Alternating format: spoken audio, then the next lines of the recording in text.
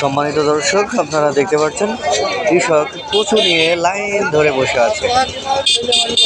আজকের বাজার পরিস্থিতি কেমন চলছে আমরা জেনে নিব। তো চলুন জেনে আসি। কাকা, এই কচু কত দাম হয়েছে আজকে? 700, 750। 700, 750, 750 টাকা দাম হয়েছে। তিনি ছাড়ে নাই।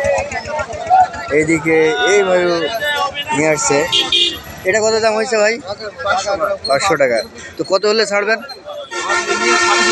650 হলে ছেড়ে দিবেন।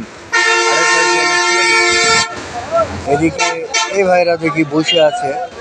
তো আজকে প্রচুর বাজার 600, 650, 700 হয়ে যাচ্ছে। 400 টাকা। 5টাতে বসে আছে, 400 টাকা বলছে। তাহলে কচুর বাজার খুবই ডাউন চলছে, চলে আসছে, নিচ্ছে না।